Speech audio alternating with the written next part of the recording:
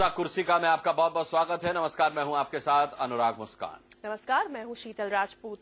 मोदी को कैसे मिला नीतीश का कौटिल्य? केजरीवाल को कहां दिखाए गए काले झंडे? बीजेपी ने कहां दिया दंगे के दागी को टिकट? चुनाव की हर छोटी बड़ी खबर दिखाएंगे, लेकिन पहले बात बगावत पर उतरे जसवंत सिंह की। कांग्रेस से आए सोनाराम को बाड़मेर से टिकट दिए जाने के खिलाफ जसवंत परसों बीजेपी छोड़ने और निर्दलीय उम्मीदवार के तौर पर मैदान में उतरने का ऐलान कर सकते हैं।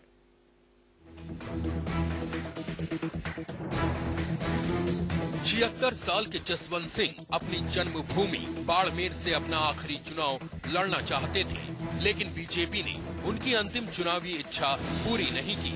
नतीजा ये कि जसवंत ने न सिर्फ बाड़मेर से बागी उम्मीदवार के तौर पर उतरने के संकेत दे दिए, बल्कि ये भी खुलकर कह दिया कि ये लड़ाई असली और नकली बीजेपी के बीच है।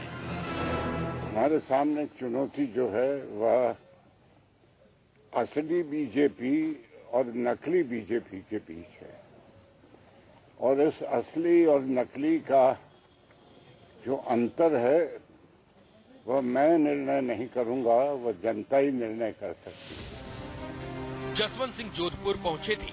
उन्होंने कहा कि अंतिम तौर पर जो कहना होगा वो 24 तारीख को बाड़मेर पहुंचकर करेंगे।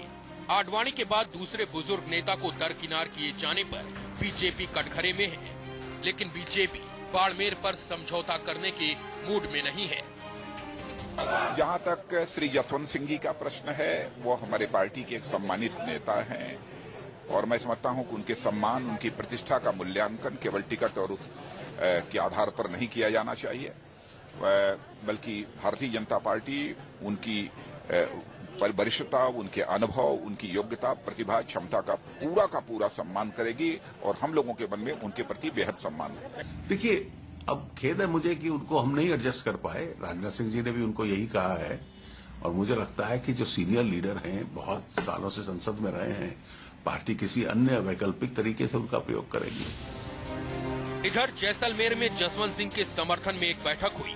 बैठक के बाद जैसलमेर के पूर्व बीजेपी जिलाध्यक्ष ने कहा कि जिस कर्नल सोनाराम के खिलाफ वो प्रचार करते रहे, उनके समर्थन में नारे कैसे लगाएंगे। और सोनाराम जी को मैं नींद में सोते हुए मुझे कई मेरे मिंतर कहते हैं। मुझे ऐसा लग रहा है कि कहते हैं कि हम नारा कैसे दें कि जिए सोनाराम, जय हिंद सोनाराम। दरअसल राजस्थान की मुख्यमंत्री वसुंधरा राजे के कहने पर बीजेपी ने कर्नल सोनाराम को टिकट दिया। वसुंधरा का कहना था कि जाट होने की वजह से सोनाराम न सिर्फ जाट बाहुल बाड़मेर में जीत दिला सकते हैं, बल्कि आसपास की कई संसदीय सीटों पर भी बीजेपी को फायदा मिल सकता है। मगर ठाकुर नेता जसवंत सिंह के समर्थक दावा कर रहे हैं कि कम से कम 8 सीटों पर बीजेपी को नुकसान होने वाला है।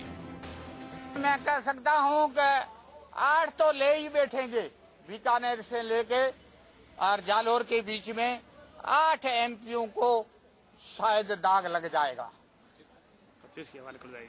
25 की तो हवा निकल ही जाएगी। जसवंत सिंह इसे अपनी हार और वसुंधरा के जीत के तौर पर देख रहे हैं, जबकि पार्टी बार बार ये संकेत दे रही है कि पार्टी के लिए उनके बेटे मानवेंद्र सिंह के लिए एक बड़ी योजना है। लेकिन जसवंत के बागी तेवर नरम नहीं पड़ रहे। अपने सहयोगी अफसर के साथ राकेश कुमार सिंह, इंडिया न्यूज, दिल्ली।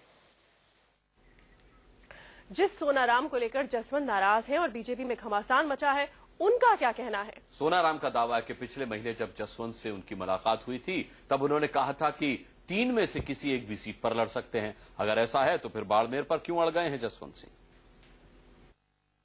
जो दिल्ली में उनके साथ बैठ करके आधा घंटा मैंने बात की थी, उसमें मैंने कहा था कि मैं भाजपा में आ सकता हूं और मैं लड़ सकता हूं, तो उस वक्त उनका मन था कि 3 जगह में कहीं भी लड़ सकता हूं, बाड़मेर, चित्तौड़ या जोधपुर। फिर उन्होंने मन बना लिया, बाकी जो हुई है तो उनकी मामला है। कहीं अन्याय तो जरूर हुआ। अब ये तो देखो ऐसा है ना, ये जो मेरे लेवल की बात है ना। आपका क्या मानना है? मेरे लेवल की बात ही नहीं है जिसकी मैं टिप्पणी कर ही नहीं सकता हूँ। ये कैसे हुआ, क्या हुआ, ये तो उनसे आप। और जसवंत सिंह के इसी मामले पर सुषमा स्वराज की नाराजगी एक बार फिर सामने आई है। वो दुखी हैं। उन्होंने साफ तौर पर कहा है कि बाड़मेर से जसवंत को टिकट न मिलने से मैं बेहद दुखी हूं। उन्होंने ये भी कहा है कि पार्टी का ये निर्णय असाधारण निर्णय है। सुषमा स्वराज का कहना है कि चुनाव समिति में इस सीट को लेकर कोई चर्चा ही नहीं हुई, यानी इसको तवज्जो ही नहीं दी गई। पार्टी ने जसवंत सिंह को तवज्जो नहीं दी। पार्टी ने बाड़मेर सीट से उन्हें टिकट दिए जाने के मसले को लेकर के कोई तवज्जो नहीं दी। सुषमा स्वराज का कहना है कि वो इस पूरे घटनाक्रम से बेहद दुखी है। सुषमा स्वराज ने ट्विटर के माध्यम से अपना ये दुख जताया है। एक तरफ जसवंत को उनकी पसंदीदा सीट नहीं मिली, वहीं